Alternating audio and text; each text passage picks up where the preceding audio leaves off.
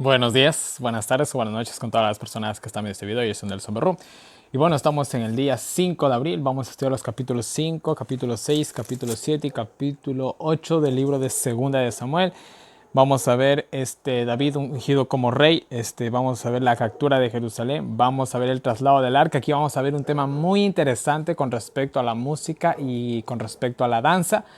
Aquí me demoré bastante, la verdad, porque, bueno, fue cosa de buscar en el hebreo, usé la concordancia Strong, usé la Biblia Todas las huellas del Mesías y bueno, etcétera. Fue un trabajo un poquito arduo, pero bueno, aquí les traigo este tema bien aclarado, podríamos decirlo así, ¿no? Vamos a ver el deseo de David de edificar el templo de Dios. Vamos a ver que Dios se lo impide también. Y vamos a ver la campaña de David, así rápidamente. En el capítulo 8 vamos a ver la organización de su reino y les dejo dos nuevos diagramas, ¿no?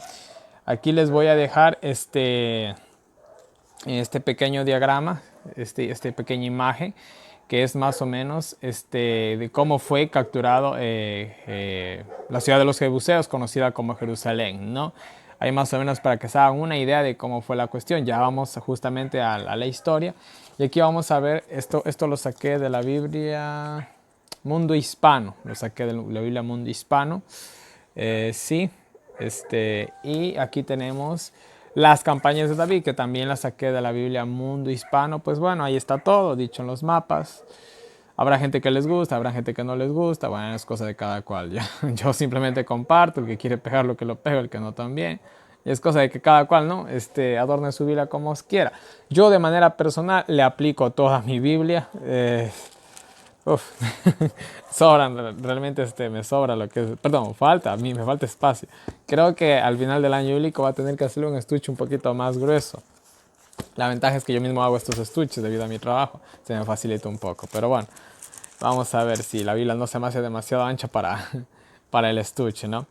Pero bueno, eh, emocionado como siempre. Yo en lo personal me emociona hacer estos videos, no sé por qué, pero me encanta, sinceramente sirvo para esto.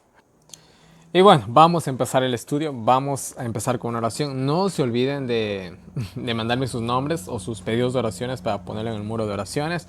Ahí los papelitos ya se van llenando. Aún hay espacio, ¿no? De igual manera, las personas que quieren participar en el estudio del año bíblico, en los grupos que tengo, avísenme. Y gracias a las personas que apoyan este proyecto. Yo no me voy a cansar de agradecer porque yo la verdad, sinceramente les digo, hay días en los que no sé ni qué hacer, ¿no? Y no falta por ahí alguien que me apoya y bueno, me salva totalmente de los apuros que llevo, ¿no? Entonces yo les agradezco de manera infinita, primero que nada a Dios sobre todas las cosas y después a ustedes que tienen Dios les ha puesto ese deseo en el corazón, ¿no? De apoyar este proyecto y pues bueno, gracias incluso a las personas, hay personas que incluso me han dicho, mira hermano, yo te voy a apoyar todo el año bíblico, entonces eso para mí, ¿qué les digo? Es un alivio, ¿no? Saber que hay esa ayuda, ¿no? Eso me ayuda a seguir, y bueno, yo sigo con fe, yo avanzo con fe sinceramente en este proyecto. Este proyecto es fe, nada más, ¿no? Pero bueno, vamos a empezar vamos a hacer una oración cortita, ¿ya? Oremos. Padre nuestro que estás en el cielo, santificado sea tu nombre. Mi Señor, gracias por un día más de vida. Señor, una vez más estoy aquí, Señor, frente a la cámara, mi Dios, para hacer un nuevo video. Mi Dios, tú conoces mis debilidades y mis pecados, mis faltas y mi todo, mi Dios. Pero tú sabes que amo hacer esto, mi Señor. Por favor, permíteme terminar a hacer este año bíblico, mi Dios. Y lo que tú quieras hacer después de mí, Señor mío, que sea tu voluntad. De igual manera te pido por cada una de las personas que han iniciado este proyecto, mi Dios, que van a la par, Señor mío, conmigo, o quizás un poco más adelante. Te pido por cada uno de ellos, mi Señor. Ayúdanos a terminar. Van a haber pruebas, dificultades en el camino. Pero sé, mi Dios, que con tu ayuda y teniendo fe en ti, se va a poder realizar este proyecto. De igual manera te pido por cada uno de los nombres escritos en el muro de oración, Señor. Tú conoces la necesidad de cada una de esas personas. Seas tú, mi Dios, obrando en la vida de ellos. Te lo pido. Y te lo pedimos todo, sin merecerlo. En el nombre de tu amado Cristo Jesús. Amén. Muy bien. Bueno, en el capítulo del día de ayer vimos ya. Vimos que a David se le abrió el paso, se le arreglaron las cosas, todo ya quedó para que él simplemente venga, se ponga en el trono y listo. Vimos que también fue un tiempito, más o menos de 7 años, que le costó llegar a gobernar sobre todo Israel, ¿no? Aquí se dan más detalles, capítulo 5, versículo... Bueno, en estos capítulos hasta ahorita no han habido comentarios del Espíritu de Profecía, hasta ahorita. Pero yo creo que ya de aquí para el 7 de abril ya tenemos comentarios del Espíritu de Profecía, pero yo en lo personal me ha ayudado bastante con patriarcas y profetas, ya que hay textos bíblicos que un poco ambiguos, ¿no? Entonces me ha ayudado bastante. Yo les sugiero a ustedes, sinceramente, que por favor se ayuden con patriarcas y profetas. Yo no estoy usando esos libros en el estudio del año bíblico, ya que le quiero dar un centro bíblico totalmente, ¿no? Obviamente que en el comentario bíblico adventista citan de manera indirecta incluso lo que son libros de patriarcas y profetas, entonces yo me baso ahí, pero no le da un énfasis completo a patriarcas y profetas, profetas y reyes, el deseado de todas las gentes, hechos de los apóstoles y el conflicto de los siglos. Son 5 libros que prácticamente resumen toda la Biblia, ¿no? Entonces no me he enfatizado bastante en eso.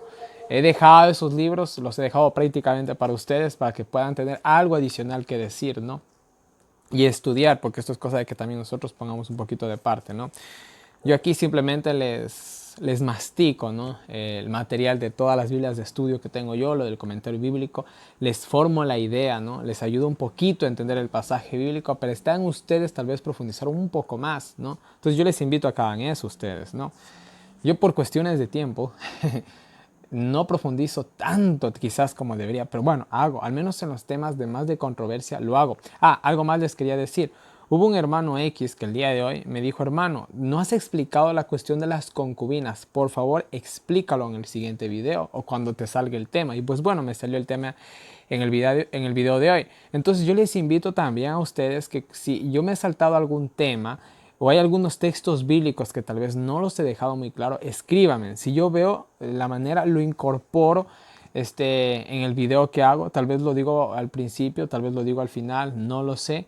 Pero tal vez si he dejado algo así en ascuas, ¿no?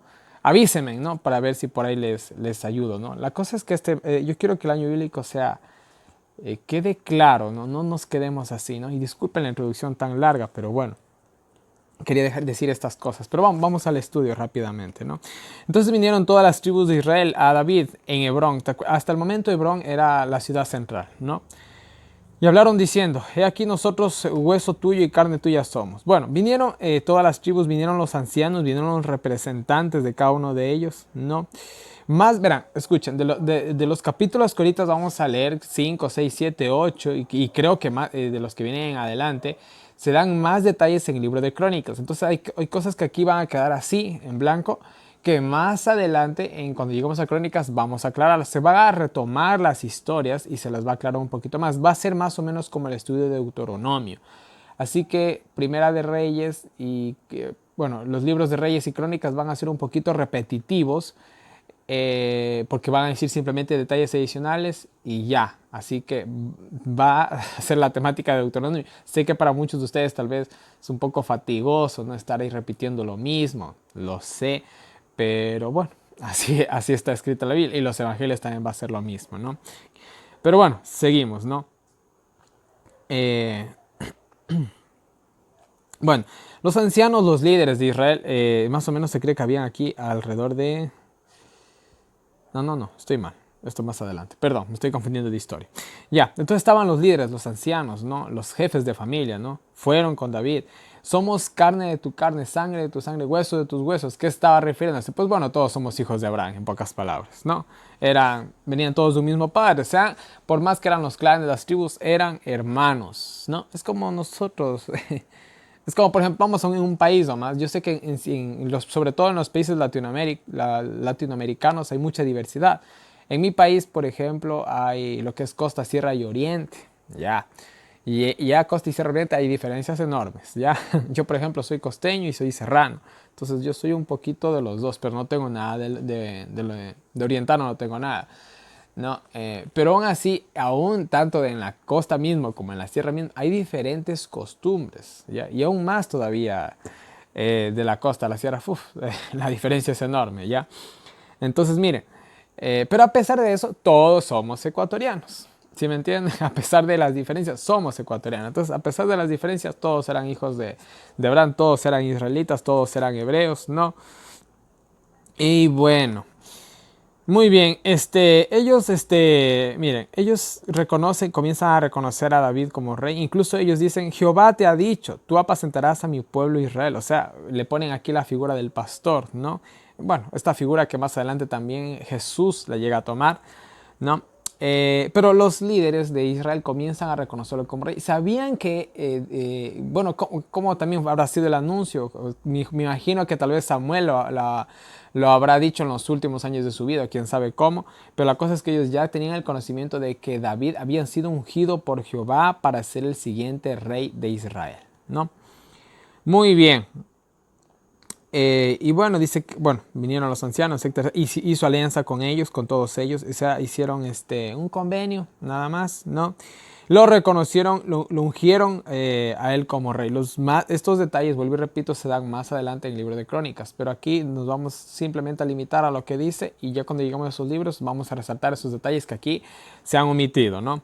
Simplemente. Y aquí viene algo muy interesante, me llamó muchísimo la atención el versículo 4 y versículo 5. Dice, 30 años tenía David cuando comenzó a reinar. ¿Cuántos años tenía Jesús cuando comenzó su ministerio público? Tenía 30 años. David, ¿cuántos años tenía cuando comenzó a reinar? Pues tenía 30 años. Y reinó 40 años. 40 años. Bueno, el número 40 siempre es un número de pruebas, ¿no? Y esto al menos de cierta manera me hace alusión a los 40 días que pasó Jesús en ayuno. Bueno, pero más detalles. En Hebrón reinó sobre Judá 7 años y 6 meses, ¿no? Ya vimos el número 7, el número 6. Y en Jerusalén reinó 33 años sobre todo Israel y Judá. Y es interesante que más o menos la edad que también vivió Jesús fue 30. Bueno, Jesús vivió en realidad 33 años y medio. Pero aquí es muy interesante, ¿no? Que David también su reinado, después de Hebrón por todo, Israel fue de 33 años aproximadamente, ¿no? Me pareció un dato demasiado curioso, ¿no? Entonces tenemos el reinado de él, que empieza sobre todo Israel eh, a los 30 años, ¿no? Vemos que en Hebrón reinó 7 años y 6 meses y vemos a la final que fueron 33 años sobre todo Israel, sin contar los 7 años y medio que reinó en Hebrón. Entonces es muy interesante los números, ¿no?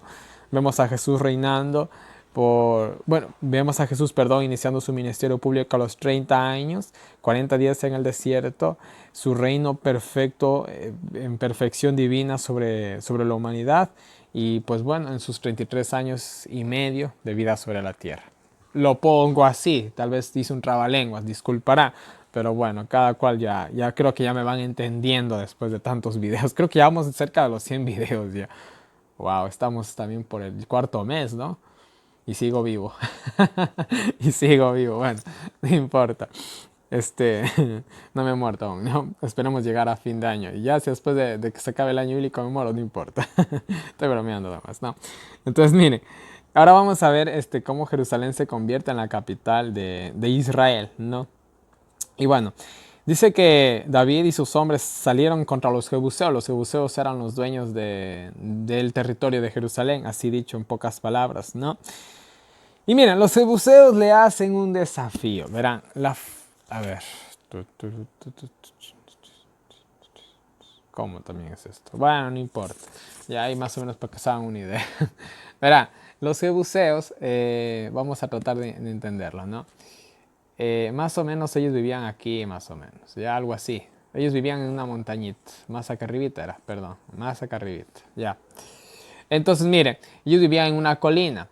En la antigüedad vivir en una montaña era muy bueno. Vamos a ver si saco mis dotes de dibujo. A ver. Bueno, ahí está para los que alguna vez se preguntaron de dónde sacaba las hojas en los antiguos videos. Pues bueno, ahí está. Ahorita como he modificado un poco la escenografía, pueden ver un poquito más este ángulo de aquí. Pero bueno, aquí simplemente son más libros y más cosas, ¿no? Entonces, ustedes saben que yo para dibujar no soy bueno, así que disculparán, por favor. Esto. Ajá, ajá. Ahí está. Digamos que eso es una fortaleza. Vuelvo y repito, no sé dibujar, disculparán. Para los que están viendo el video, los que están escuchando el audio, pues háganse la idea, ¿no?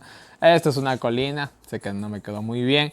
Pero bueno, encima de una colina, tener una fortaleza era lo máximo, porque si un enemigo venía de la parte de acá abajo, desde arriba, ellos tenían ventaja militar totalmente. Entonces, el que en medio se iba acercando, mocos. Al pobre lo iban ahí, lo iban jubilando, ¿no? Lo iban matando.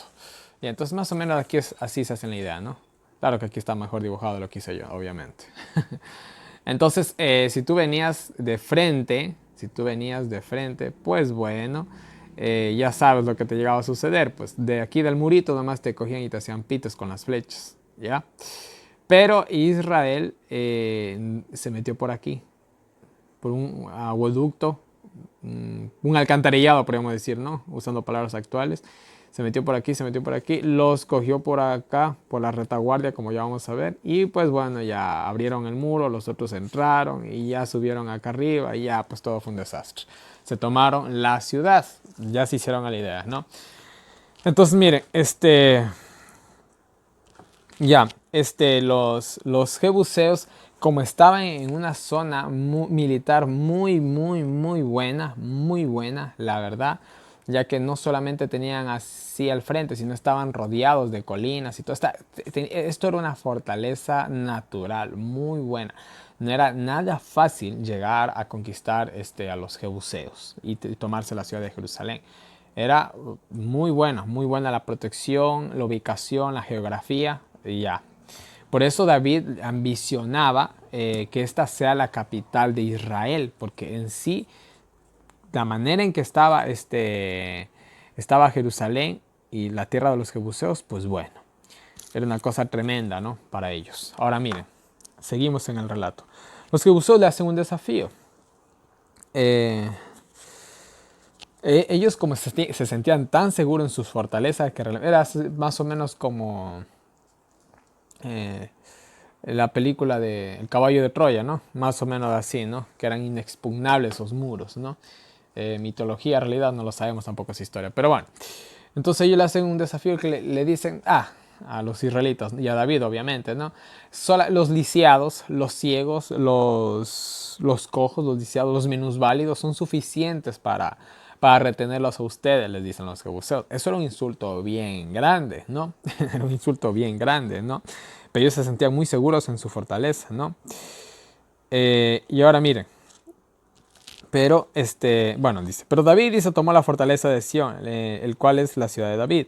Dijo David aquel día, cualquiera que vaya hasta los canales y hiera al jebuseo y a los cojos y a los ciegos y a cuales el, el alma de David aborrece, o a los que aborrecen a David, será capitán o general, mejor dicho. Por esto se dijo, bueno, ni el ciego ni el cojo entrarán en la casa. Bueno, este dicho de ni el ciego ni el cojo entrarán en la casa no se entiende, no se sabe qué significa. Son esos pasajes oscuros en la Biblia que no se sabe ni quién escribió, si lo añadieron después o qué mismo pasó, ¿no?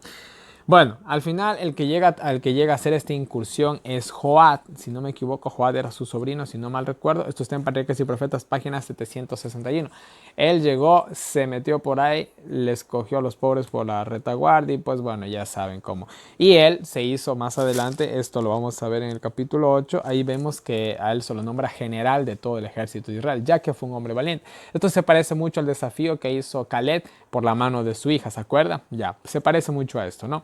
Entonces miren, le puso por nombre la ciudad de David, ¿no? Ya, la fortaleza de, ¿cómo es? De Milo también se le conoce. Pero bueno, dice, y David iba avanzando y engrandeciéndose, y Jehová, Dios de los ejércitos, era con él, ¿no?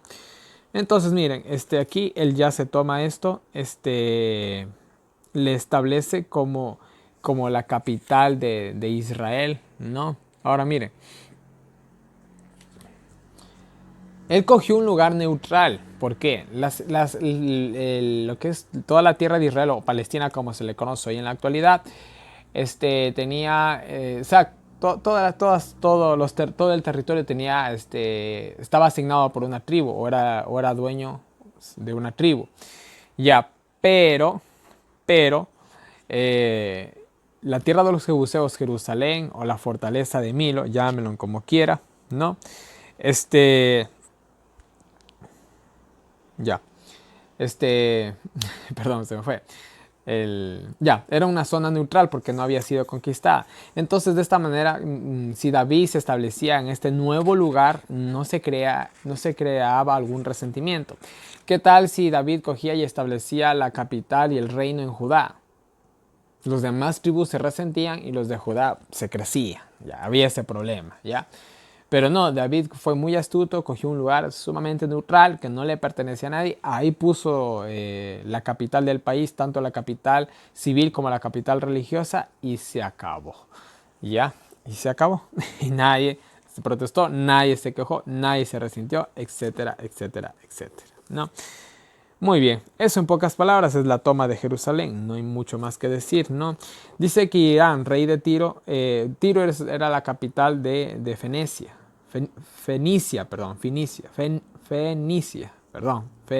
sí. Y bueno, dice que él le mandó tributo, le mandó ofrendas, podríamos decirles, les dio, le dio incluso constructores, los constructores fenicios eran los mejores de esa época del mundo antiguo. De hecho, ellos tuvieron un papel muy importante en las construcciones de lo que son las fortalezas y las casas y los edificios en este instante, ¿no? En esta época con el pueblo de Israel, ya que la construcción de parte de los hebreos o de los israelitas no era muy avanzada. ¿Sí me entienden? Entonces ellos tuvieron un papel muy importante en la construcción de todo Israel, de Jerusalén, de la capital, etcétera, etcétera, etcétera, ¿no? Bueno, dice que David, mire, me gusta David, David no se creció, no diría nunca, pero al momento está bien. Él incluso se da cuenta de que todo Dios estaba confirmando su reinado por amor a su pueblo, no por amor a él, sino por amor a su pueblo, ¿no? Es como yo me maravillo con cada día que yo hago del año bíblico, porque todo, a veces las cosas académicas se me van a veces de las manos, en todo el sentido de la palabra, en muchos aspectos, pero cuando yo tengo la oportunidad de grabar un video, yo digo, un milagro más, ¿no? Yo veo que realmente Dios está obrando a través de este vil pecador, ¿no? Quizás para llevar un mensaje un poco más, un mensaje de salvación a personas que tal vez están necesitando, ¿no? Entonces no es para que yo me crezca, no, nada que ver, simplemente soy un siervo y todos somos siervos. La persona que coge da un estudio bíblico o que predica desde un púlpito o que tal vez tiene un ministerio en las redes sociales es un siervo, no es más y no es menos que otro hermano de iglesia o que otra persona normal, simplemente es alguien que se está dejando utilizar por Dios, nada más, ¿no? Yo lo tomo así personalmente. Bueno, ¿qué más tenemos? Y bueno, él entendía que todo era por amor a su pueblo, no tanto por amor a él. Miren, esto me recuerda mucho a Moisés, muchísimo me recuerda a Moisés, al amor que tenía Moisés por ese pueblo, ¿no? ¿Se acuerdan? Bueno, ni para qué recordar, sigamos. Y bueno, dice que aquí algo que no está muy aprobado por Dios, incluso en Patriarcas y Profetas, en las páginas que habla de estas partes, lo desaprueba bastante, ¿no? Esto es un error. Dice, y tomó David más concubinas, esposas de Jerusalén, después que vino de Hebrón, dice, y le nacieron más hijos. Bueno, en realidad él tuvo 19 hijos en total, y aquí se nombra a Salomón. No parece ser que Salomón ya se habían citado 6, 7, 8, 9. Parece que Salomón había sido el 10º. Parece ser. No se sabe tampoco porque a veces, obviamente cuando se cita una genealogía, los mayores se los pone primeros, pero a veces en otros relatos bíblicos se mezcla el orden, entonces no se sabe exactamente quién era el mayor o el menor por esas cositas, ¿no? Pero bueno, todos nos quedamos ahí, ¿no? Entonces miren, él tomó más concubinas. Ahora vamos a hablar de las concubinas, lo que le estaba diciendo y que por ahí me estaban pidiendo que por favor aclare. Miren, las concubinas no eran, escúchenme bien, no eran tal vez bueno, disculpen la palabra un poco fuerte tal vez, no era una prostituta al servicio de un hombre, no. Una concubina, diciéndolo en una mejor palabra para más entendible para nosotros y para nuestra cultura, vendría a ser una segunda esposa. Y esto simplemente en un sentido más bajo, pero no humillante. Les explico. Digamos que ahorita yo cojo y digamos tengo mi esposa X. Ya. como tengo dinero y tengo dinero y tengo posesiones, me hago de otra esposa para aumentar mi descendencia. Ya. Esta segunda esposa no tiene tal vez entre comillas, los mismos derechos que la primera esposa. Ya. Viene a ocupar un segundo lugar, pero no un último lugar. De igual manera tengo que respetarla, de igual manera tengo que proveer para ella y muchas cosas más, ¿ya? Pero en cuestiones de herencia, aquí es donde se ve el significado más amplio. En cuestiones de herencia, los hijos de mi primera esposa van a recibir la herencia justa, podríamos decir. Mientras los hijos de mi segunda esposa, de mi concubina, van a recibir tal vez una herencia un poco menor, ¿ya? Así de simple, ¿no? Ahora, la concubina podía ser una esclava o podía ser una prisionera de guerra en esta época, ¿no? Porque ya vimos varios ejemplos así. Por ejemplo, los tenemos con Jacob, que tuvo sus dos esposas y encima estas dos esposas le dieron dos esclavas suyas. También lo vimos en Números, si no mal recuerdo, Números, si no mal recuerdo, cuando se iban a la guerra y querían tomar alguna mujer que les agradaba, pues bueno, también podía ser una prisionera de guerra. Y acordémonos bien los derechos de estas mujeres. Si en este caso esta mujer era la primera esposa, pues bueno, ocupaba el lugar de la primera. Pero si era la segunda esposa, pues ocupaba el lugar de la segunda. Entonces eso nada más es, por así decirlo, en el orden que se da. Nada más. No era tal vez una prostituta al servicio de un hombre. No, nada que ver. Era simplemente una segunda esposa que entre comillas tenía un poquito menos de derechos o de privilegios, entre comillas, que no eran tampoco la gran cosa. No es que se la trataba mal, no es que el hombre la iba a tratar a la patada, no, nada que ver. Era una esposa, solo que en un segundo grado, nada más. Eso es todo. Es como, tal vez un ejemplo un poco más práctico, es como el rango que hay a veces en los hijos. Está el hijo mayor y está el hijo menor. ¿A quién se le da más responsabilidades? Aquí incluso el rato de dar tal vez los padres algo de dinero para que se compren algo, ¿a quién se le da más? Se le da al mayor más porque sus gastos ya son un poquito más grandes, ¿no? Más o menos así, con esa idea quédese nomás, ¿ya? Entonces eso con cuestión de las concubinas, lo aclaro. Y alguna cosita más que ustedes quieran que les aclare, pues escríbanme en el WhatsApp. Escríbame tal vez por Messenger, váyase a mi Facebook personal que está con mi nombre, Nelson Berruz, y tal vez no tienen WhatsApp y por ahí. A veces me tardo en responder por Messenger, pero voy a tratar de estar atentos, ¿no? Nada más, mis queridos hermanos, sigamos. Vamos a ver. Bueno, los siguientes versículos del 17 en adelante se habla de los filisteos. Los filisteos no se sabe las circunstancias exactamente por qué. Tal vez más que seguro ellos tenían miedo a perder su poderío, ¿no? Y en sí miedo al poderío también de David, que David se estaba haciendo grandote, se estaba haciendo enorme, al punto que el rey Irán de Tiro, como vimos, se unió prácticamente, hizo alianza con el reino de David. Y ese reino duró hasta más o menos la caída del templo de Salomón, cuando los israelitas fueron cautivos a Babilonia, y entra la historia de Daniel y bueno, etcétera, etcétera, ¿no? Hasta ahí más o menos tuvieron una fuerte alianza. Claro que cuando Israel cayó, pues cayeron todos, ¿no? Todos sus aliados también, o al menos fue abandonado. Y bueno, los filisteos se levantan contra ellos, ¿no? Dice que vinieron y se extendieron por el valle de Refaim. David consulta a Jehová, ¿qué voy a hacer con los filisteos? ¿No? Y voy, no voy, ¿qué hago? Y Dios le dice, ve, porque ciertamente entregaré a los filisteos en tus manos. Y bueno, se fue a la batalla, los venció, los hizo pedazos, no. Dice, irrumpió Jehová, dice, contra mis enemigos. Aquí vemos una expresión de David, no. Irrumpió, ¿a qué se refiere? ¿Qué habrá pasado? No lo sabemos exactamente, no da detalles, ¿no? Pero de una u otra manera, algo sobrenatural más que seguro pasó, tal vez Dios usó los elementos de cierta manera y ayudó al pueblo de Israel a vencer a los filisteos, ¿no? Dice, mis enemigos delante de mí como rompimiento de agua. O sea, ¿cómo habrá sido? Parece que de cierta manera abrió el campamento de los filisteos o los escuadrones de los filisteos por la mitad. No se sabe exactamente qué mismo habrá sucedido, un terremoto, un huracán, quién sabe qué pudo haber pasado. Se queda en el aire eso nada más, ¿no? Y por eso dice, llamó el nombre de aquel lugar Baal Perasim, que significa señor, señor de abrirse paso. Pues y repito, ¿qué habrá pasado en esa guerra? No lo sabemos, ¿no? O sea, como sea, parece que fueron como divididos los filisteos. Tal vez la tierra se abrió en la mitad. No lo sé. La verdad aquí pues, la imaginación sobra, ¿no? Y bueno, dice que los filisteos habían dejado ahí sus ídolos. Parece ser que los filisteos habían ido con sus dioses, ¿no? Así como el pueblo de Israel muchas veces iba con el arca. Parece que los filisteos también, o otras culturas paganas también tenían esta costumbre y que aparece por primera vez aquí. Y bueno, dice que los hombres cogieron y quemaron, destruyeron esos ídolos, no que no eran nada más que pedazos de madera.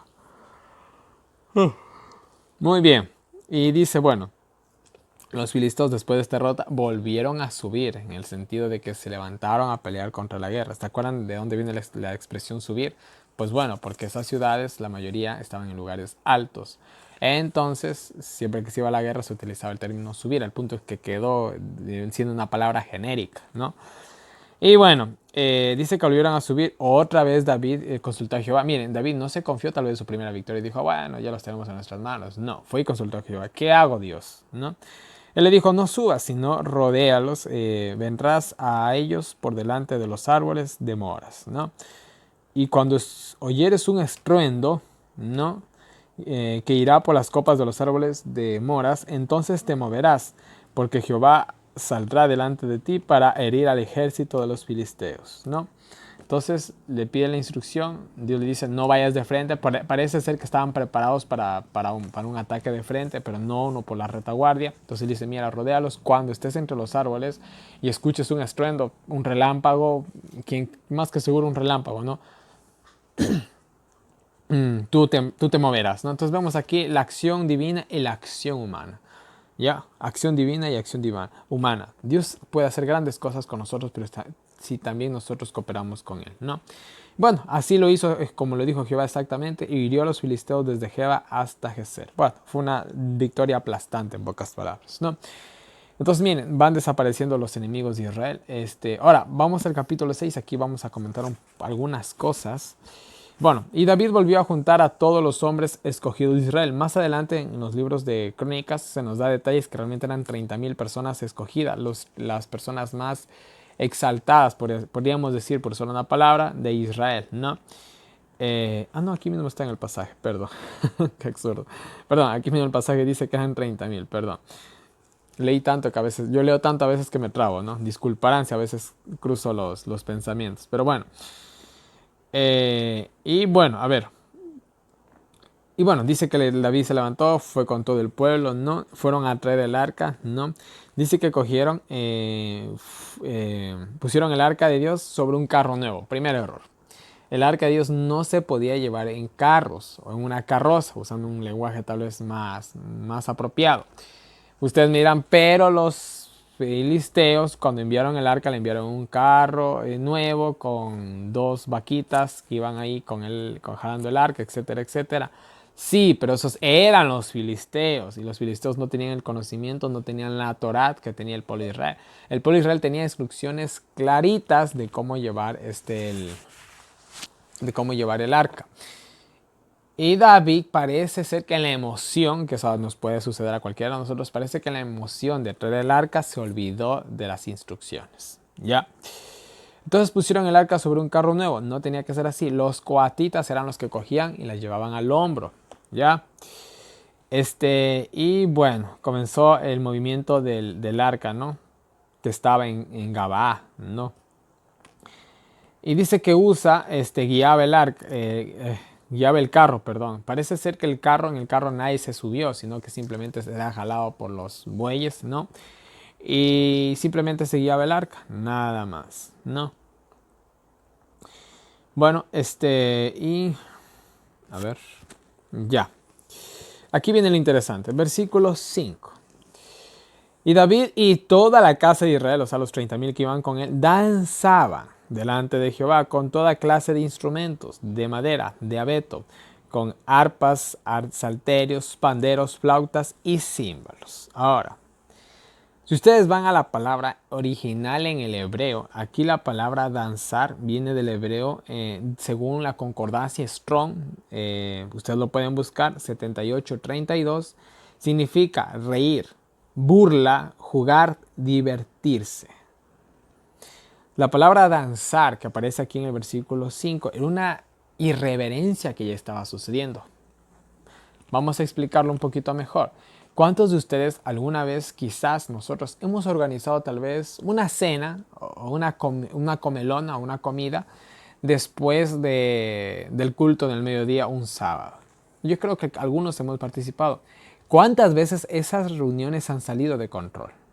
No en el sentido tal vez que nos pusimos a pelear, no, sino en el sentido que tal vez se pasaron las risas, se pasaron las bromas, la alegría se mudó en una irreverencia. Y a veces dentro de la misma iglesia, a veces llega a pasar con ciertos juegos bíblicos que a veces se hacen. Entonces, esto es lo que estaba pasando aquí. La emoción era tan grande que la cosa estaba saliendo un poquito de control. La gente no solamente danzaba en el buen sentido de la palabra, sino que ya estaba jugando incluso, dice, ¿no? O sea, la cosa era realmente un alboroto un poco irreverente, ¿no? Ya que habla de diversión, habla de burla, habla de reírse, habla de jugar. La palabra original en hebreo. Ya, y así estaban haciendo todos. ¿No? Esto era una especie, o sea, estaba saliendo esto de control, nada más. Los instrumentos, ya vamos a llegar a Crónicas, ahí vamos a aclarar un poco más los instrumentos. Ahí se dan más detalles realmente de cómo fue cuando ya se llevó definitivamente el arca a Jerusalén, cuáles fueron las cosas que se hicieron, porque ahí las cosas se hicieron bien. Y aquí hay instrumentos que no se deberían de haber tocado, mis queridos hermanos, escúchenme. Hoy en la actualidad hay mucha música cristiana, entre comillas. Pero de ese 100%, yo en mi humilde conocimiento, aún incluyendo la música que nos da nuestros líderes en la iglesia adventista, yo me atrevo a decir que tal vez un 95% de esa música se debe de coger y tirarle en un tacho de basura. Disculpen la expresión tan fuerte, porque la música no es la música que a mí me gusta, ¿ya? Es la música que le agrada a Dios. ¿Entienden? Mis queridos hermanos, si por mí fuera, yo grabara los videos en DVD, ¿ya? O con una camisa hawaiana para estar más cómodo. Pero estoy ante la presencia de Dios, estoy hablando de la Biblia, tengo que vestirme lo más formal que yo pueda y que esté en mis posibilidades y que esté al alcance de mi bolsillo también. ¿Entienden? Miren, el tema de la música no es lo que a mí me gusta, es lo que alaba a Dios. ¿Ya? Y aquí se había cogido cualquier instrumento y métanse. Y verán, cuando lleguemos a Salmos, que estamos próximos a Salmos, sigue Salmos después de Samuel. El clímax de Salmos va a ser Salmos 150. Y hice un pequeño estudio con el seminario de Jonathan Oriel que se llama Alabadle. Si no lo han visto, vayan y véanlo. 100% recomendable. ¿Ya? Yo incluso he hablado con él. No directamente, pero he hablado con él. Él es un hombre de Dios. Solamente les puedo decir eso, ¿no? Entonces, échale un ojito a ese seminario si quieren sacarse un poquito de dudas. Son como 7 o 8 capítulos, en que cada uno dura 1 hora, si no mal recuerdo. No es el súper seminario, no es súper largo. Es como para verlo en una semana tranquilamente, uno por día. Échale un ojito ahí, pero las cosas aquí se estaban saliendo de control. Se estaban tocando instrumentos que no eran. Se estaba danzando o se estaba la alegría reverente se había convertido en una alegría irreverente, entonces todo se estaba saliendo de control, ¿no? Y cuando llegaron a la era de Nacón, Usa extendió su mano al arca de Dios y la sostuvo porque los bueyes tropezaron. Y bueno, dice que el enojo de Dios se encendió y el pobre cayó muerto ahí, ¿no? Según Patriarcas y Profetas 764, y como lo acabamos de ver hace semanas atrás en el estudio de Deuteronomio, solamente los sacerdotes o los coatitas podían tocar. No, los sacerdotes nomás podían ni tocarlo, porque aún los sacerdotes cogían, eran los que forraban el arca del pacto, venían los coatitas, no la podían ni ver, simplemente coger las varas y listo. Pero aquí Usa, como había estado con el arca, se había familiarizado, había perdido la reverencia. Entonces él uy, se va a caer el arca. Entonces cogió y le tocó, como si fuera cualquier objeto. Se olvidó que solamente el sumo sacerdote casi es el único que podía llegar a medio tocarla, ¿no? Y la manera en que se la llevaba no era la manera correcta. Entonces, miren, eh, también aparentemente, hasta donde se entiende, según lo leí en el comentario bíblico adventista, decía que él no estaba en armonía con Dios. Usa no estaba en armonía con Dios. Eso también lo deja claro el hecho de que haya caído tumbado de un solo, muerto. No, bueno, David dice que se entristeció, en otras versiones dice se disgustó.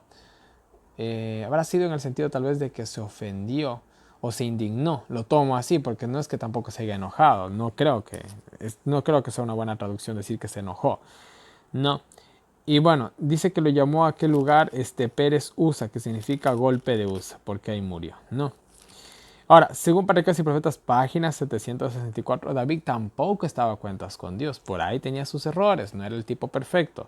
Entonces, él tuvo miedo, dice que tuvo temor, ¿no? En otras palabras, le hace aquí una pregunta: ¿cómo ha de venir a mí el arca de Jehová? Entonces ya se dio cuenta que no estaba bien la situación, de que ya comenzó a entrar miedo, ¿sí me entienden? Porque se dio cuenta que las cosas no estaban así. No, parece que comenzó a reflexionar y se dio cuenta que no había hecho bien todo el transporte, entonces tuvo temor. Bueno, la deja en casa de Obed-Edom. Obed-Edom significa siervo de Edom, ¿no? Dice que era Obed-Edom Geteo, ¿no? Bueno, él era de Gad, era realmente una ciudad levítica, ¿no? Gad en Rimón, de ahí era, no era filisteo, no era de la ciudad de Gad de los filisteos, no. Era de una ciudad levítica, más que seguro, ¿no? Y hablando de ciudad de los filisteos, bueno, eso creo que más adelante era. Bueno, no importa. ¿Dónde me quedé? Ya. Entonces, bueno, tenemos con este señor que con miedo y con alegría recibe el arca, ¿no? Al fin y al cabo. A mí que hubieran dicho, mira, se va a quedar el arca en tu casa. Bueno, contento, ¿no? Voy a tener la presencia de Dios, el arca del pacto. Era un honor también, ¿no? Pero al mismo tiempo un poquito de temor, porque decir, yo tampoco es que sea tan don perfecto, ¿no? Pero bueno, Obed-Edom tuvo el valor, tuvo el valor y el amor, ¿no? De llegar a aceptar el arca, ¿no? Bueno, pasaron 3 meses, le dijeron a David, mira, oye, a Obed-Edom le está yendo de las 1000 maravillas, no se da los detalles, ¿no? Pero me imagino que tal vez su ganado se había multiplicado, sus cosechas estaban en abundancia, sus mujeres, sus hijas, sus nietas tal vez estaban embarazadas toditas. La cosa es que la mano de Dios estaba en la casa de Obed-Edom, ¿no? Y bueno, entonces David se alegró. Entonces dijo, no es que Dios no quiere que llevemos el arca, no es que Dios esté disgustado con nosotros, sino que parece ser que la manera en que estábamos llevando el arca no era la correcta y por eso Dios se disgustó. ¿Entienden? Entonces miren, entonces David dice, trajo con alegría el arca de Dios de casa de Obed-Edom a la ciudad de David, ¿no? Versículo 3, y cuando los que llevaban el arca, miren, aquí, aunque no está muy claro, eso ya lo vamos a ver en Crónicas, dice que eran realmente, aquí ya hizo las cosas bien, fueron los levitas, incluso y ya llegan a entonar los instrumentos correctos. Ya las cosas se hicieron bien, al punto que aquí tal vez para muchos de nosotros llega una exageración para nosotros. Dice que cada 6 pasos que ellos daban sacrificaban un animal, ¿no? Perdón, 2 animales, un buey y un carnero, ¿ya? Entonces yo me imagino que cuándo será que llegaron a Jerusalén, pero bueno, de que llegaron. Pero bueno, cada 6 pasos, 2 animalitos. Cada 6 pasos, 2 animalitos. Entonces aquí las cosas ya se hicieron diferente, ¿ya? Ahora dice, y David danzaba con toda su fuerza delante de Jehová. Ahora miren, otra vez aparece la palabra danzar. Ahora, ¿cuál es la palabra que aparece realmente aquí? Y eso también vuelve a aparecer en el versículo, más específicamente, en el versículo... versículo 16. Ahí también aparece la palabra danzar, ya, que esa fue más la que investiga, la del versículo 16. Esta palabra no es la misma que nosotros vimos en el versículo 5. Esta vuelta está con el número 3769 en hebreo, hablando de la concordancia Strong, y significa girar, danzar. Cuando por primera vez la trajeron, estaban saltando, se estaban riendo, ¿sí me entienden? Se había salido del límite. Acuérdense, nosotros ya hablamos de la danza. La danza para los israelitas era muy parecida. Aún hoy en la actualidad ustedes pueden verlo. Vayan en YouTube y vayan a ver cómo danzan los hombres o las mujeres en Medio Oriente. Se parece mucho a las rondas que hacen los niños. Los niños que hacen se cogen de la mano y comienzan a girar y comienzan a jugar. Ya. Entonces la danza que aquí se describe en los siguientes versículos, ya cuando están otra vez volviendo a llevar el arca del pacto, o el arca de la alianza, llámenle como quieran, a Jerusalén, realmente era esa danza. Era una danza simplemente de girar. Era una danza como se sabe hacer realmente ahí, ¿no? Y ya, ¿no? Dice que David estaba... Mira, algo más que les vuelvo a... disculpen que enfatice tanto en el tema, pero son temas que a veces son bien controversiales y si uno no los aclara, pues bueno, ahí viene el relajo. Esto es algo cultural. Escúcheme, escúcheme, escúcheme. Esto es algo cultural. Les voy a poner un ejemplo. ¿Qué pasa si ustedes, nosotros, que somos la mayoría, yo imagino que el 99% de los que me ven son latinos, qué tal si ustedes ven en la calle a un hombre con falda? ¿Qué van a pensar que es? Pues bueno, que tiene un problema de identidad de género. ¿Qué pasa si ustedes se van a Escocia y ven a un hombre con falda? No pasa nada, porque allá los hombres usan falda. Es parte de su cultura. Allá no es mal visto. ¿Me hago entender? En Medio Oriente, cuando estás muy alegre, pues bueno, te pones a brincar, bueno, te pones a hacer una ronda como un niño. O a girar como un niño. Eso es parte de allá. Si tú aquí, en Latinoamérica, de la alegría, te pones a girar en media calle o enfrente de tus familiares, van a pensar que estás loco, porque en nuestra cultura eso no es normal. Allí en Medio Oriente los hombres se saludan con un beso en la mejilla. Aquí en Latinoamérica nadie hace eso, porque el que llega a hacer eso piensa que es afeminado. O alguna otra cosa más van a llegar a pensar. Son diferencias de la cultura. No es pecado dar vueltas. No es pecado danzar en este sentido. No es pecado dar vueltas, mis queridos hermanos. ¿Ya? Pero si nosotros lo hacemos en nuestra cultura, sí se va a ver mal. ¿Ya? Pero allá no, es algo normal. Es algo que solamente viviendo ahí nosotros podríamos llegar a entender. ¿Ya? Entonces allá no era pecado dar vueltas, en pocas palabras. Que eso implica danzar, simplemente dar vueltas. No. Según Patriarcas y Profetas, página 765, dice que David esta vez tuvo supremo cuidado de llevar el arca. Hizo las cosas como deberían de haberlas hecho, ¿no? Y según Patriarcas y Profetas, página 764, dice que Dios no acepta una obediencia parcial. Él quiere las cosas. Ya hablamos de eso. Ya hemos hablado de eso varias veces. Ya, y no voy a tocar el tema porque cada vez que lo toco se me sale el espíritu de fuego que tengo por dentro, ¿no? Y bueno, dice que David estaba vestido con un efod de lino. Estaba con un vestido sencillo, en pocas palabras. No se olviden que él era el rey. Él en este instante se había despojado de sus vestiduras reales, de su manto de púrpura y de lino fino y no sé de qué más, ¿no? Se había despojado de eso, se había puesto al nivel de cualquiera del pueblo, ¿no? Porque la idea de este evento era exaltar a Dios y no era que resalte Dios y no el rey. Entonces en este sentido era uno más del pueblo, estaba vestido muy sencillo. Algunas personas se vestían así a veces con un efod, con una túnica, ¿no? Nada más, ¿ya? Y bueno, todo iba con júbilo, iba con solemnidad. Había según Patriarcas y Profetas, página 766, todo esto era una alegría reverente. ¿Ya? Muy bien. Entonces, todo iba bien. En eso, Mical, que acuérdense Mical, la hija de Saúl, la que estaba enamorada al principio de él y toda la cuestión, etcétera, etcétera, su primera esposa, dice que lo miró por la ventana y lo despreció cuando lo vio ahí con su túnica sencillita, lo vio como uno más del pueblo, dice que lo despreció, lo vio feo, lo vio mal, lo discriminó. Aquí ya vemos a una Mical diferente, una Mical que ya estaba buscando tal vez un pretexto para achacar, para O sea, una Mical que estaba buscando defectos a David. Tal vez a lo largo de estos años, por la muerte de su padre, de sus hermanos, porque fue arrancada de su segundo marido, tal vez ya no tenía el mismo amor por David y le guardaba un poco de resentimiento. Entonces vemos a alguien que tal vez ya estaba tratando de buscar errores en él, ¿no? Así podríamos decirlo, ¿no? Y bueno, dice que lo menospreció en su corazón, ¿no? Bueno, dice que metieron el arca de Jehová y lo pusieron en su lugar en medio de una tienda que David le había levantado. No era el tabernáculo, era una tienda especial, tal vez media parecida al tabernáculo, ¿no?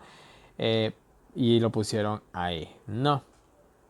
Se ofrecieron holocaustos, ofrenda. Dice que cuando estuvo acabado todo, David bendijo al pueblo, le dio una bendición. Esta bendición se parece mucho a la bendición que dio Salomón cuando se edificó el templo, que eso ya lo vamos a ver más adelante, ¿no? Aquí David hace algo muy bonito, muy bonito. Dice que él hizo regalos. Bueno, al pueblo dice que a todos los del pueblo, dice que les dio una torta de pan, les dio un pedazo de carne y les dio un frasco de vino, ¿no? De esta manera cada cual iba a llegar a su casa, se iba a alegrar, ¿no? Y listo, ¿no? Ahora miren, aquí otra vez entra la historia de Mical, ¿no? Y yo les digo algo que leí en el comentario bíblico adventista. Es mejor alegrarse que andar buscando faltas. Verán, hermanos. A ver, esto aquí hasta a mí me afecta. A veces nos amargamos la vida. Sí. Verán, vamos a hablar de nosotros, porque aquí me involucro yo. La iglesia no está en su mejor época, no está en su mejor momento, está realmente en una apostasía terrible. Ya. Yo cuando inicié mi ministerio, mi idea era enfatizar en el sentido de protestar por las cosas que estaban pasando dentro de la iglesia para que haya un cambio. En ese camino me topé con muchas personas que guardaban odio y un resentimiento total a la iglesia. Incluso hubieron personas X, generalizando un poco, de cierto ministerio que solamente se dedica a atacar a la iglesia adventista, ¿no? Y una de esas personas me llamó y me dijo, mira, nosotros le damos palo a la iglesia y me gustan tus videos. Entonces yo cogí y dije, no, esta persona no ha entendido mis videos, dije entre mí y yo, no. Y bueno, simplemente no, personas así ni para qué, ni las agrego a mis contactos, ¿ya? Cuando veo que son personas así medias hostiles, incluso hasta les bloqueo, sinceramente. Entonces, miren, siempre mi intención fue reformar la iglesia, protestar para que haga un cambio. Nunca sucedió.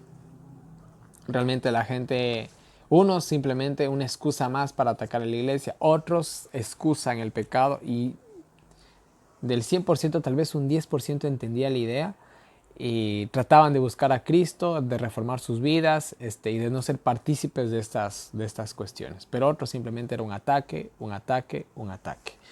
Y así hay muchas personas que lastimosamente viven para buscar los errores de la iglesia.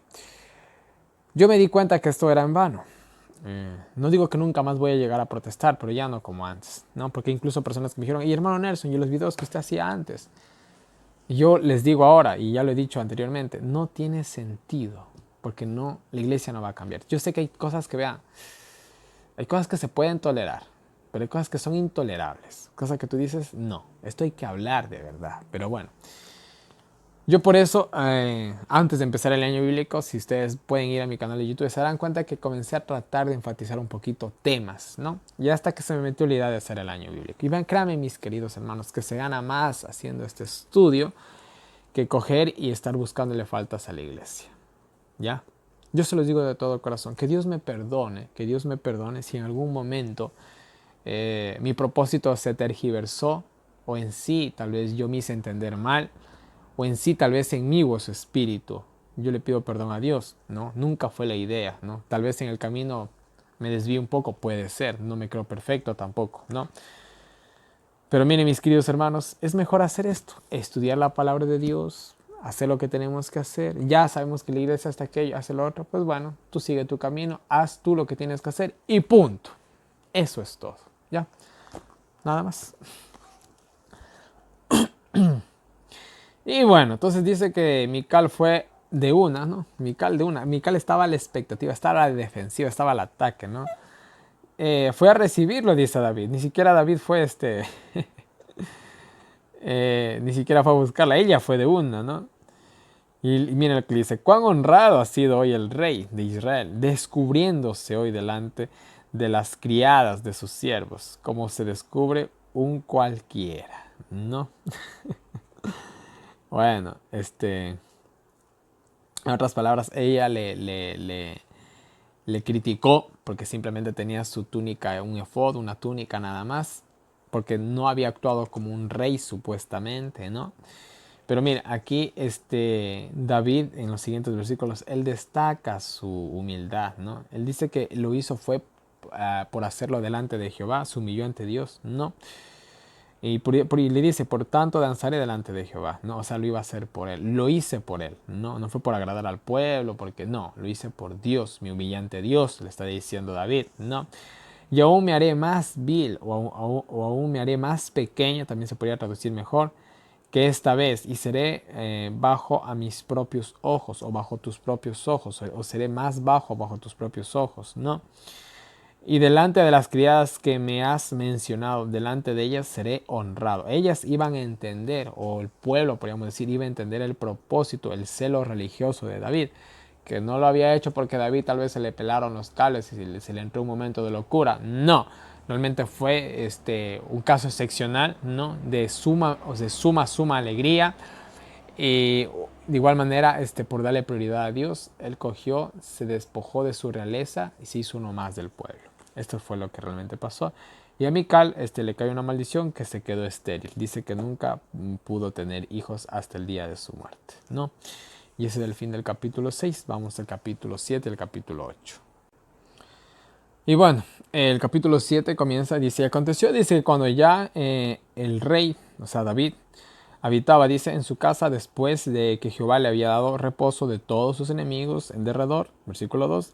Dijo el rey al profeta Natán. Aquí es la primera vez que aparece Natán, pero aquí va a jugar un papel muy importante a lo largo de todo el relato, hasta con Salomón. Y mira, y bueno, él coge y le llama a Natán. Natán, ven, quiero decirte algo. Le dice, mira, ahora yo moro en edificios de cedro, o sea, en mansiones, podríamos decir, usando una palabra un poco más familiar para nosotros. Y el arca de Dios está entre cortinas o está entre pieles, refiriéndose, usa el mismo lenguaje que se utiliza para referirse a la palabra de las pieles que se utilizaba en el tabernáculo, ¿no? Entonces, para él no es justo, ¿no? De que él esté, perdón, de que él esté viviendo en un palacio, mientras el arca del pacto está ahí debajo de pieles, no tal vez amontonada, ¿no? Pero o sea, igual, pues, o sea, no era justo, ¿no? No era justo, ¿no?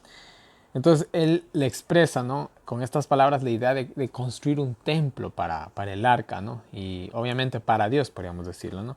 Natán le da su opinión personal y le dice, sí, está bien, es una buena idea, sí vale que lo haga mi señor el rey, ¿no? Pero bueno, Natán no consultó a Jehová, pero yo personalmente no le veía nada de malo que David haga un tabernáculo, ¿no? Pero mire, dice que vino un sueño a Natán. Natán tiene un sueño, ¿no? Y, y bueno, fue y se lo dijo textualmente a David y le dijo, mira, y empieza así, tú me has de edificar casa que yo more. Bueno, primero que nada, Dios no mora en templos hechos de hombre, ¿no? Primero que nada. Y peor uno que quiera ser un hombre. Es como si yo hiciera un... Y esto es muy significativo, ¿no? Es como, por ejemplo, vean, yo estoy aquí, bueno, ustedes no pueden ver alrededor, ¿no? Pero yo estoy aquí grabando en mi habitación, yo no tengo un estudio, nada que ver, eso me costaría un ojo de la cara, ¿no? A mí, ¿qué más me gustaría? Quizás tener un estudio para poder hacer bien estos videos, para que no entre ruido y toda la cuestión, ¿no? Pero bueno, aquí estoy en mi pequeña habitación, aquí duermo, aquí como, aquí leo, aquí estudio, aquí hago todo, es mi habitación. ¿Ya? Y yo desde aquí trato de hacerlo mejor, ¿no? Entonces, pero miren, yo sé que al menos cuando estoy estudiando o cuando estoy haciendo los videos, yo tengo la fe y la confianza de que aquí está la presencia de Dios, en el sentido del Espíritu Santo por medio de los ángeles, ¿no? Tengo esa confianza, ¿no? Ahora, ¿de qué me serviría a mí tal vez, ¿no? Digamos, tener un estudio de grabación y todas las cosas, toda una belleza, etcétera, etcétera. si yo no estoy a cuentas con Dios? O si ese lugar tal vez lo llevo a profanar de ciertas maneras, no sé. ¿Serviría de algo? ¿Dios está en lugares bonitos nomás? No, Dios está donde estén dos o tres, ahí estoy yo. Eso es así de simple, ¿no? Entonces la presencia de Dios no se limita tal vez a un palacio ostentoso y todas las cosas así. No. La presencia de Dios puede estar en un lugar más humilde del mundo, ¿ya? Si tú estás a cuentas con Él y lo honras en ese lugar, ahí está Dios, ¿no? Entonces miren, Él con esta pregunta irónica le está diciendo, tú no me vas a edificar casa donde yo more, ¿no?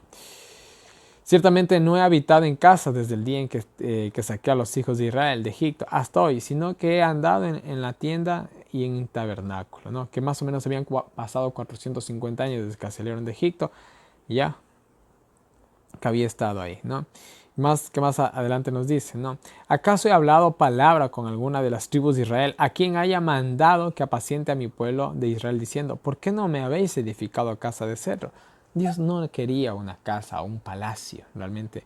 A Dios eso no necesitaba, no le interesaba, sinceramente. Vuelvo y repito, la presencia de Dios puede estar en cualquier lugar donde Él es honrado, glorificado, exaltado y invocado. No, y bueno, aquí en el versículo 8 le recuerda la humildad de dónde venía David. Me encanta esto y yo vuelvo y les repito a ustedes, no importa hermanos de donde ustedes sean, no importa qué nivel de estudios tengan, no importa en qué trabajen, mis queridos hermanos, uno es lo que es y cuando yo sé lo que yo soy, sé a dónde voy. ¿Sí me entienden? No nos olvidemos. Y David recordó, acuérdate, tú eras un pastor de ovejas. Hoy eres rey porque yo lo he permitido. ¿Ya? Y David no fue orgulloso porque él mejor se alegró en este recuerdo, podríamos decirlo. No. Y bueno, le habla de que ha estado con... Bueno, y aquí en pocas palabras, Dios le confirma el reino a David. Le dice, mira, tú no me vas a hacer una casa, pero sí te voy a confirmar el reino. O sea, le quita esa dicha tal vez de hacerle un templo, pero le da la alegría de que iba a confirmar su familia, su descendencia y todo esto, ¿no? Y bueno, aquí lo dice de los versículos 12 en adelante, ¿no? Bueno, dice muchas cosas que yo creo que están implícitas, ¿no? Y son claras, no hay por qué comentarlas tanto, ¿no? Miren, verá, aquí este establecimiento que Dios hace del reino, vamos a aclarar un poco esto porque esto puede ser muy mal interpretado en la actualidad por los judaizantes. Dios aquí le promete a David un reino perpetuo, ¿ya? Pero las promesas de Dios siempre han sido y siempre serán condicionales, ¿ya? Siempre van a ser condicionales, ¿no? La cuestión era, si tú me haces caso y si tu descendencia me hace caso, todo les va a ir bien. El templo, verán, si el pueblo de Israel hubiera hecho caso a Dios bien, hasta el día de hoy existiera el templo de Salomón. Pero como no lo hicieron, no existe más que un pedazo de muro que no era ni parte del templo, creo que era parte del muro que rodeaba además el templo. Es lo único que existe del segundo templo, ni siquiera del primer templo, ya que ellos no hicieron caso a la voz de Dios, ¿no? Entonces, esto era condicional. Ahora, hoy en la actualidad, de cierta manera, esto sí se cumple por medio de su iglesia, porque ahora nosotros, cada uno de nosotros que le hace caso a Dios de manera real y verdadera y fiel, somos el templo de Dios, ¿ya? Somos el templo de Dios en ese sentido, ¿no? Lastimosamente estos pasajes se toman de manera literal y se habla de un establecimiento en Jerusalén, un tercer templo, que va a llegar Satanás y va a engañar a los judíos por 7 años, que va a hacer un pacto con ellos por 3 años y medio, por 3 años y medio los va a perseguir. Después de eso va a haber un reinado de 1000 años aquí en la tierra y después de esos 1000 años Satanás va a salir y va a confundir muchos que se quedaron en la Nueva Jerusalén. Es una cosa, pero... ya hemos de llegar a Apocalipsis, ahí les voy a aclarar todas esas cosas porque yo me estudié toda esa teología jesuita del futurismo, porque estuve así de hacer un video del tercer templo de Jerusalén, me quedé ahí, se quedó el PowerPoint y por allá de estar en la computadora, si es que ya no lo perdí. Pero bueno, ya como estamos en el año bíblico, vamos a llegar a Apocalipsis y hemos de hablar mucho de esto, ¿no? Pero bueno, muchas personas se toman esto de manera literal y que supuestamente los judíos van a reinar realmente, y que cuando se establezca el tercer templo de Jerusalén va a venir el anticristo, después va a venir Mesías. Y bueno, eso es una sopa de... Eso es una menestra, como decimos en mi país. O sea, eso es una confusión, pero... En fin. Pero bueno, dejémoslo ahí. Todo esto era condicional. Hoy en la actualidad esto se cumple por medio de la iglesia en un sentido espiritual, ¿no? Versículo 18, después de esto, después de toda esta declaración que le hace el profeta Natán, David dice, y entró el rey David, muy posiblemente entró donde estaba el arca del pacto, posiblemente, y se puso delante de Jehová y dijo, Señor Jehová, ¿quién soy yo y qué es mi casa para que tú me traigas hasta aquí? Me gusta esa actitud de David. A David reconoció que no era nadie, reconoció que lo único que él había sido era un pastor de ovejas, y ahora yo les digo, hermanos, miren, ahora, si nosotros ahorita analizamos, analizamos la vida de David, David fue una cosa bárbara, fue el rey más famoso del mundo, más que seguro, fue poeta, fue un guerrero militar, fue un hombre justo, el tipo era el hombre, ya era un tipazo. Pero, mire, aunque nosotros podemos ser grandes ante los hombres, ¿no? Ante Dios no somos nada. Nuestras obras son basura ante Dios, porque nuestra justicia es eso, es como trapos de inmundicia, dice. Creo que decía Isaías, si no mal recuerdo. ¿Saben qué es trapos de inmundicia en la Biblia? ¿Qué significa trapos de inmundicia? Pues un trapo de inmundicia son las actuales toallitas que usan las mujeres cuando están en sus días. Eso es un trapo de inmundicia. Ya. Disculpen la comparación tan fea, pero ese es el original de esa palabra. Así son nuestras obras, como eso. ¿Para qué sirve una toallita de mujeres?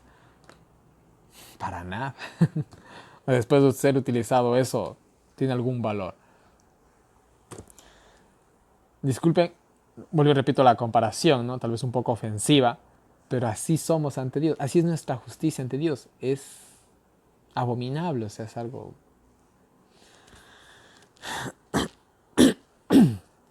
Y David reconoce que él, su casa, su familia, su apellido no eran nada. No, en el versículo 19 hay una sección que dice, así el proceder del hombre, Señor Jehová. Es así el proceder del hombre, Señor Jehová. Es esos pasajes en la Biblia que no se sabe qué dice, no se sabe si se lo agregó después, no se sabe si es un error. Simplemente queda en el aire, no hay una explicación, nada más. Pero bueno, seguimos, versículo 20. Miren, David estaba en un frenesí de emociones, ¿no? Por un lado estaba triste porque no podía hacer el templo, pero por otro lado estaba muy maravillado, muy contento porque Dios le había bendecido y había perpetuado su dinastía, podríamos decirlo, ¿no? Al punto que incluso está tan absorto, tan en shock, podríamos decir, que le dice, pues tú conoces a tu siervo, Señor Jehová. No sabía qué decir. Es como cuando yo a veces le digo a Dios, Dios, que se haga tu voluntad en cada una de las personas que están escritos en este muro. ¿Qué más le podemos pedir a Dios? Yo no tengo palabras. ¿Qué más puedo pedirle a Dios? No tengo palabras. A veces cuando agradecemos a Dios, estamos tan agradecidos que solamente alcanzamos a decir gracias, gracias y gracias. ¿Qué más podemos hacer? No podemos hacer nada, ¿no? Entonces este era el sentimiento que sentía David. Y bueno, así todos los versículos simplemente son un agradecimiento, ¿no? Hacia Dios, ¿no? Versículo 28 dice, ahora pues Jehová Dios, tú eres Dios y tus palabras serán firmes, ya que has dicho a tu siervo este bien, ¿no? O sea, tú las vas a cumplir, ¿no? Él tenía esa certeza, ¿no? Y versículo final del capítulo 7 dice, y con tu bendición será bendita la casa de tu siervo para siempre, ¿no? Ahora miren, aquí en estas expresiones, que no las analizamos tan a fondo, ¿no? Pero mire, se entiende claramente que David tenía la plena confianza de que Dios iba a cumplir su palabra. Ahora, miren, yo personalmente, que soy una persona que tiene muchos sentimientos encontrados, ¿no? A veces me desanimo, me deprimo, a veces estoy feliz, a veces estoy triste, a veces estoy contento, a veces estoy enojado. Y yo creo que es la cuestión de cada uno de nosotros, que a veces nos pasa, a veces estamos sin trabajo, estamos con un problema médico, nuestra familia está pasando momentos difíciles, nuestros hijos, etcétera, etcétera, etcétera. ¿Ya? Verán, mis queridos hermanos, Dios ha hecho promesas. Y incluso hay cosas que yo anhelo, hay cosas que es como, por ejemplo, miren, yo anhelo algo, yo anhelo lo que más anhelo en esta tierra, después de la salvación, obviamente, ¿no? y de honrar el nombre de Cristo, es formar un hogar y tener una parcelita en el campo. Eso es todo, ¿ya? Ese es mi sueño, esa es la meta de mi vida. Es algo tan sencillo, pero yo soy así, soy una persona de gustos sencillos, ¿ya? Entonces, miren, y a veces yo me deprimo, no me pongo triste y digo, Dios, ¿y cuándo será que tú me vas a dar mi terrenito en el campo? ¿Cuándo será que tal vez me das mi esposa? ¿No? A veces me pongo a pensar, ¿no? Yo me olvido, ¿no? Que ya en varios sueños, desde hace muchos años, Dios por sueños me mostró que realmente algún día me iba a dar eso. ¿Ya? Yo me he soñado con mi esposa en el campo, ¿ya? Entonces, y yo cuando estaba leyendo esto, ¿no? Yo decía, yo me sentí mal, ¿no? Porque decía, qué falta de fe, ¿no? Vean, mis queridos hermanos, si Dios nos ha prometido algo, tengamos la fe de que lo va a cumplir, nada más. Y avancemos, y avancemos.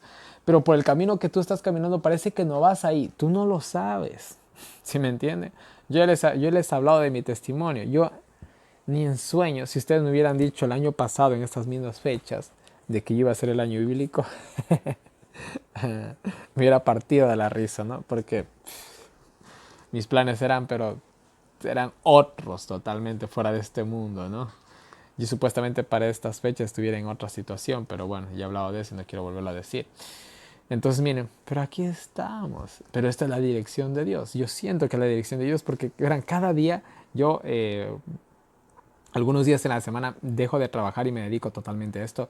Cada día que yo me dedico completamente a estudiar el año bíblico, a hacer 2 o 3 videos en un día, pasan milagros ese día. Es increíble. Mientras estoy en los otros días laborales, sí, me pasan cosas buenas, pero no como me pasan en estos días. De hecho, yo anhelo cada vez que me toca quedarme en mi casa para estudiar más profundamente estos temas y tratar de ir al par, ¿no? Y yo sé que ejemplo, hoy día en la mañana decía, ya mismo pasa algo, decía yo. Y estuve así en la mañana hasta más o menos a las 3 de la tarde. Llegó el milagro, dije, ve, llegó. Este era el que faltaba. Entonces, miren, confiemos en sus promesas, nada más. Dios es fiel. A veces se demora un poquito, pero lo que lo cumple, lo cumple. Avancemos en el camino, no nos desesperemos, no nos afligemos, o sea, no quedamos en la desesperación. Dios te ha prometido lo que tú necesitas, te lo va a dar. Eso es todo, ¿no? Confiemos como confió David. Vamos al capítulo 8, aquí no hay mucho que decir. Dice, bueno, después de esto aconteció que David hirió a los filisteos y los sometió totalmente ya. Y tomó David a Metegama. Muy posiblemente se hace referencia a la ciudad de Gad, más que posiblemente, sino que aquí tiene otro nombre. Gad era la ciudad principal de los filisteos, era la capital del país. ¿Ya? Cada país del mundo tiene una capital. Si tú derrocas la capital, por ejemplo, aquí en mi país, la capital de mi país es Quito. Y una segunda capital principal es Guayaquil, que está en la costa, está en el mar, ¿no? Pero en sí la capital de mi país, ¿cuál es? Es Quito. Si Quito desaparece de mi país, estamos fritos, ¿ya? Porque aquí se mueve todo el comercio, es todo Quito, pues la capital, ¿no? Entonces, imagínense, ¿ya? Entonces, finalmente David se toma la ciudad de Gad, la capital de la tierra de los filisteos, y los filisteos quedan totalmente sometidos, ¿no? También hirió a los de Moab. No se sabe realmente por qué. Porque los de Moab, ellos eran descendientes de Lot. Ellos habían cuidado a los padres de David. Eran medios aparentados, ¿no? Con la sangre de David. Ya vimos eso cuando él fue a dejar a sus padres, cuando Saúl lo estaba persiguiendo. Se cree, la tradición dice que los de Moab habían cogido y habían matado a sus padres. Se cree, no se sabe. Sea como sea, en años de diplomacia y de política pueden pasar cosas buenas, pueden pasar cosas malas, no se sabe. Entonces, a la fin y al cabo no se sabe realmente por qué, pero sea como sea, David también sometió a los de Moab. Aquí les hace algo bastante raro. Dice que los cogió, los hizo medir a todos en 3 medidas y a los que quedaron de una medida X, que no se sabe también cuál era, los dejó vivir y a los otros que quedaron esas 2 medidas los mató. No se sabe tampoco, no se explica esto. Yo no le veo tampoco no le veo un sentido, no le veo, no le veo. No entiendo tampoco esto, yo sinceramente no entiendo. No me voy a inventar tampoco cosas que no entiendo, ¿no? Pero eso nada más, no, no entiendo la verdad. Bueno, los sobrevivientes se los sometió bajo tributo, ¿no? O sea, bajo impuestos, eso es todo. Así como la deuda externa que tiene cada país, más o menos, para que se hagan una idea, pero bueno. Y bueno, dice, asimismo hirió David a Adag Eser, hijo de Reot, sí, rey de Soba, ¿no? Yendo él a recuperar su término hasta el río Éufrates, ¿no? Y bueno, se somete la ciudad de Soba, ¿no? Tomó, dice, bueno, de ellos dice que toma 1600 hombres de a caballo, 20.000 hombres de a pie, desjarretó David todos los caballos de todos los carros. Ya vimos que desjarretar significaba cortarle el tendón de las patas traseras a los caballos, de esta manera quedaban inútiles o ya muertos prácticamente. Y bueno, dice que dejó a excepción de 100 caballos se dejó David, posiblemente tal vez para su uso personal o alguna cosita. Pero bueno, de aquí ya comenzaron o sea, comenzó otra desobediencia. Él no tenía que tomar caballos. Aquí ya vino el origen de los famosos caballos árabes, podríamos decirlo, ¿no? Y bueno, ya que estos simplemente se multiplicaron en la época de Salomón, que es otra historia que llevamos por allá. Y bueno, en fin, ¿no? Los sirios dice que fueron hechos también, bueno, hirió a los sirios, hirió a 22.000 sirios, fueron hechos siervos también de ellos, ¿no? También los sometió bajo tributo, ¿no? Dios andaba con él, versículo 6, ¿no? Dice que también tomó 2 escudos de oros de Adag-Ser. Estos escudos no eran para protegerse, simplemente eran de exhibición. Más adelante también Salomón hace 2 escudos de oros para el templo, ¿no? Si no mal recuerdo. Y bueno, asimismo dice de Beta, de Berotai, bueno, etcétera, etcétera, etcétera, ¿no? Dice que tomó de ellos gran cantidad de bronce, o sea, simplemente eran pequeñas ciudades, pequeños pueblos que los sometió, bueno, no tan pequeños tampoco, ¿no? Sea como sea, sometió a estos pueblos y los puso bajo tributo y listo, ¿no? Ahora, aquí viene alguien que entra en la historia también. Dice que yendo Toi, rey de Amat, que David había herido de todo el ejército de Adag-Eser, dice, envió Toi a Jorán, a su hijo, su hijo, el príncipe también desde allá, ¿no? Al rey David y a saludarle pacíficamente, a bendecirle, bueno, etcétera, etcétera, diplomacia, alianza, es lo que está sucediendo aquí. ¿No? Y mira, aquí es interesante, versículo 10 dice, Toi era enemigo de Adag-Eser, al cual David había sometido. Y aquí se cumple, ¿no? Este famoso dicho, ¿no? El enemigo de mi enemigo es mi amigo, ¿no? Entonces, como el rey Toi de Amat tenía su contienda contra Adag-Eser, el rey a ver, sí, con Adag-Eser, y como David había sometido a Adag-Eser, entonces el rey de Amat, el rey Toi, se hizo alianza con David, porque David le había hecho un favor en pocas palabras, ¿no? Y bueno, dice que en su mano el hijo del rey Toi trajo, dice, vasos de plata y vasos de oro y vasos de bronce, ¿no? Los cuales todos fueron dedicados a Jehová, más que seguro sirvieron en el templo. O fue este oro que más adelante sirvió en el templo de Salomón. Ya hemos de ver esos detalles más adelante, ¿no? Versículo 13, ya para ir terminando, dice, David ganó fama cuando regresó de herir de los sirios a 18.000 hombres en el valle de bueno, en la parte del mar muerto, mejor dicho, ¿no? David, fama y fortuna iba acumulando, ¿no? Versículo 14, puso guarnición en Edom, por toda Edom, dice, puso guarnición y todos los edomitas fueron siervos de David y Jehová guardó a David por donde quiera que él fue. Edom y Moab sometidos bajo David, ¿no? Y las demás pueblos que aquí se mencionan, que no repito que parecen un trabalengua todos esos nombres, pero bueno, yo soy malo para pronunciar, disculpará. Yo creo que si supiera un poquito de hebreo se me haría más fácil, pero bueno, de buenas a peores español.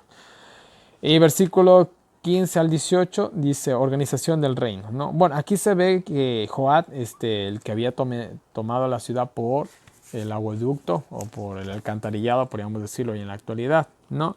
Lo convirtió en general del ejército. Aquí se habla de Josafat, que él fue cronista. El cronista también ejercía el papel de consejero, ¿no? Aquí versículo 17 Ay, aquí había mucho que decir. Bueno, el comentario bíblico era creo que fue una hoja completita que resumía esto, que yo sinceramente no entendí nada. Me perdí, no les voy a mentir. Pero bueno, algo lo que medio entendí les explico. Versículo 17. Perdón. Isadot, hijo de Aitot, y Aimelet, hijo de Abiatar, eran sacerdotes, sumos sacerdotes, estos dos. Entonces, en este tiempo, más que posible, según más o menos lo que entendí en el comentario bíblico, habían dos sumos sacerdotes. ¿Por qué? El arca del pacto estaba en un lugar y el tabernáculo estaba en otro. Entonces, era muy necesario que hagan dos sumos sacerdotes. Y esto es algo que sí podía ser tranquilamente factible. No había ningún problema. ¿Ya? Eso fue lo que entendí. Ya, aunque solamente en este versículo se nombra a Ahimelech. Ahora, tanto Sadok como Ahimelech venían de dos líneas de parte de Aarón que podían ser sumos sacerdotes. Entonces es algo que sí puede ser posible. No se da más detalles, simplemente se hablan de dos sumos sacerdotes, todo queda ahí y nada más. ¿Ya? Y bueno, más adelante en la historia tal vez se nos aclara un poquito más estas dudas, ¿no? Y bueno, habla también de Seraías, que era escriba o secretario del reino. No eran cargos cualquiera, eran cargos muy importantes, por si acaso, ¿ya? Y venía hijo de Joaidad, estaba sobre los cereteos y peleteos, y los hijos de David eran los príncipes. O sea, todo el reino de Israel estaba muy bien administrado. David tenía su gente, etcétera, etcétera, etcétera, ¿no? Entonces, mis queridos hermanos, aquí termina lo que es el día de hoy, 5 de abril, con los capítulos 5, 6, 7 y 8. Y bueno, ya mañana vamos a ver más capítulos. Y bueno, mis queridos hermanos, una vez más tienen en pantalla toda mi información de contacto para todas las personas que quieran ser agregadas al WhatsApp para que les lleguen los enlaces o los audios del año bíblico. Pues bueno, agréguenme para poderlos enviar toda esa información. Preguntas, sugerencias, cualquier cosa, escríbanme al WhatsApp, por favor. Y bueno, ahí tienen las diferentes maneras en las que me pueden colaborar. Muchas gracias a ustedes, realmente gracias a ustedes funciona el año bíblico. De igual manera, en la descripción de este video no se olviden de ir a diagramas para que se descarguen el mapa y el dibujo del día de hoy. Y de igual manera ahí tienen un enlace para PayPal para las personas que me quieran colaborar por ese medio. Y bueno, mis queridos hermanos, no les canso más, que Dios nos bendiga con nosotros, nos ayude a seguir adelante y nos vemos el día de mañana con un nuevo video.